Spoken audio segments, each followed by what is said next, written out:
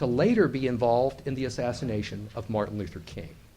So you had 3 people who admitted their role in JFK's murder, and I mean admitted with a lot of evidence to back it up, not some wild claim.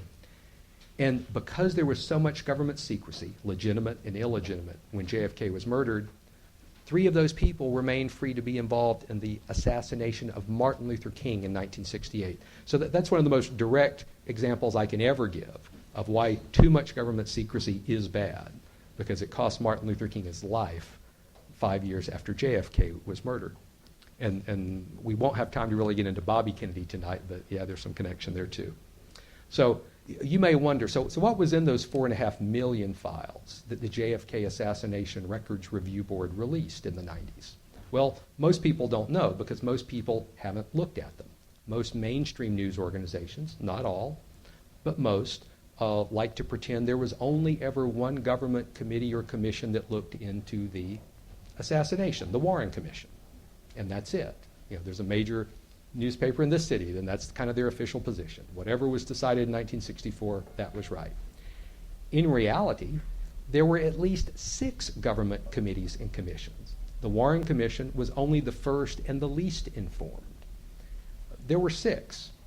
The House Select Committee on Assassinations in the late 70s, headed by Congressman Lewis Stokes, a pioneering black politician, they concluded that a mafia godfather in Louisiana, Carlos Marcello, who controlled Louisiana, Texas, half of Mississippi, ruthlessly, unquestioned control, and had partnerships with all the surrounding godfathers from Florida to Memphis to Kansas City. So there was no feuding as we see here in New York sometimes. You didn't have 5 mafia families or squabbles between New York and New Jersey. No, none of that. Marcello ruled unquestioned, and with his alliances around there, I mean, the whole Southeast, he had, control or influence in all of it. And so in 1979, Congress concluded Carlos Marcello had the motive, means, and opportunity to have murdered JFK, and that JFK was killed by conspiracy. That was the 5th, by the way, government committee to look into it. And they asked the Justice Department to go after Marcello, look into it. They said, look, we can't figure out exactly how he did it, but we know he did it. Tons of evidence connecting Oswald and Marcello, Ruby and Marcello.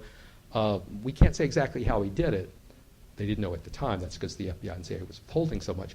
But Congress said, so Justice Department, go after it. Reagan came into office. The Reagan Justice Department, did nothing with that recommendation. However, there was an FBI supervisor down in Texas named Thomas Kimmel. I have to give Mr. Kimmel a lot of credit.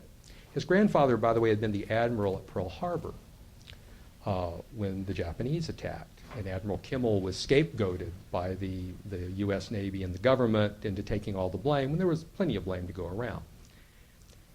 And so Thomas Kimmel, he thought he was aware of the House committee, and so he was like, so Carlos Marcello was finally in prison by 1985, finally, for a long prison stretch, something the Kennedys were never able to do. So Kimmel said, well, I'd like to, I wonder if we could get him to say something about the JFK assassination now that he's in prison. Maybe we could get an informant close to him. And Kimmel told me that he knew, if he went to Washington and said, look, we can get to the bottom of the JFK assassination if you'll let me do this. Yeah, he knew that wasn't going to go anywhere. So, but what he did do was say, look, we know Marcello is controlling his criminal empire, which was bigger than General Motors when JFK was shot. It had only grown. From prison somehow. We don't know how. So he did get authorization from his superiors in the FBI to come up with a new FBI undercover sting to go after Marcello. And while Marcello was in prison, as Mark started to tell you there, the FBI got their informant, a criminal from Tampa, an older criminal, because Marcello was 75 by then, very alert, but 75. An older criminal from Tampa, home to Marcello's closest godfather partner, Sancho Trafficante. This older criminal, Marcello became friendly with him because they could talk about music and stuff Marcello couldn't talk to younger inmates about. And the FBI eventually moved this informant into Marcello's jail cell. Most of the inmates at Texarkana Federal Prison lived in big dormitories, but Marcello had shine shoes every day, his own personal clothes, a little 2-man private cell, Marcello was treated like a king in prison. This is according to the FBI files that I quote in Legacy of Secrecy for the first time. So, but the FBI was able to rig it so that their informant became Marcello's roommate. Marcello was happy because this was an older guy he could talk to about big band music and stuff. And then the FBI gave the informant a specially bugged transistor radio because the FBI informant we're talking about had been so reliable. A federal judge said, yeah, this guy's reliable. He's done good work for the FBI. So they authorized Title III surveillance, a specially bugged transistor radio that the informant took into the jail cell. So while he was talking to Marcello, a lot would be recorded. There was one other guy there Marcello trusted at the prison who had worked for Marcello's brother at a bar in New Orleans. So sometimes the three of them would sit around talking in the jail cell, and only the informant was aware that that was all being recorded for the FBI. So amazing stuff was said there. But it was once out in the prison yard when Marcello was raving about the Kennedys, as he often did, because the Kennedys had waged the biggest war against the mafia America had ever seen and has ever seen. The Kennedys were tremendously anti-mafia. And yeah, the Kennedys, mainly through the father, got a little help in the '60 election. But what people overlook is Richard Nixon got far more help from the mafia.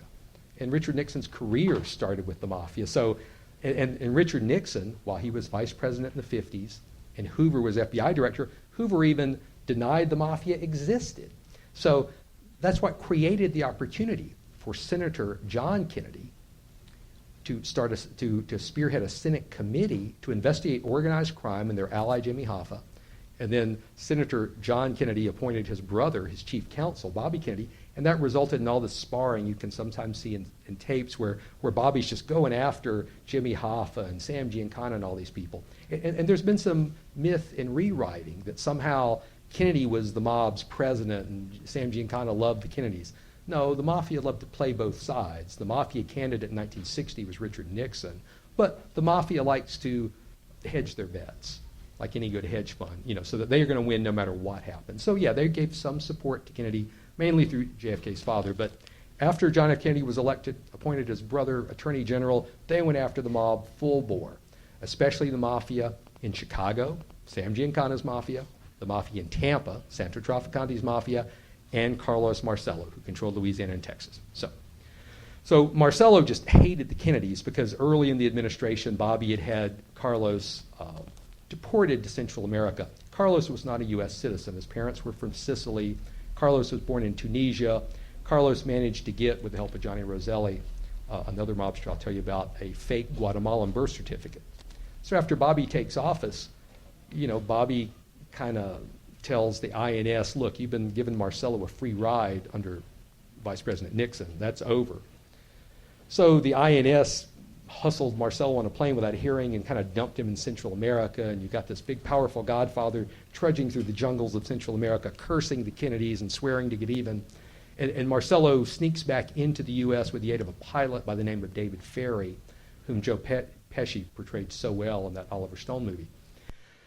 So in 1985, as the informant says, in the FBI files that I found in the archives for the first time a couple years ago and are in Legacy of Secrecy, the informant says, Marcello was just always raving about how much he hated the Kennedys. And one time out in the prison yard, Marcello he was just almost worked himself into a stroke. And I'll read you what he said. This is right out of the FBI files, quoted, and have to do another small correction for Mark. Heavily censored versions of these have been available for a few years, but it was the uncensored versions that I found 2 years ago that are just, they're just remarkably uncensored. And here's what the Godfather said to the FBI informant in front of a witness. I'm reading to you as I copied right out of the FBI files. Marcello said about JFK, yeah, I had and I'll clean it up, SOB killed, and I would do it again. He, meaning JFK, was a thorn in my side. I wish I could have done it myself. Marcello wished he could have pulled the trigger himself, but as a godfather, he had other people to do that. And Marcello told the informant other amazing things, and this is right out of the FBI files, that Jack Ruby was Carlos Marcello's man in Dallas. Carlos Marcello set Jack Ruby up in business in Dallas. Ruby was essentially Marcello's payoff man for the Dallas police. A lot of drugs were run through Dallas, and that was Ruby's role. Guns were run through Dallas. That was something else Jack Ruby did. And Carlos Marcello admitted to the FBI informant that Ruby would come regularly to this big area, that 2,400-acre area that Marcello had just outside New Orleans, and report to Marcello regularly. Marcello even told the FBI informant that he, Marcello, had met Lee Harvey Oswald before the assassination, and that David Ferry, the pilot, had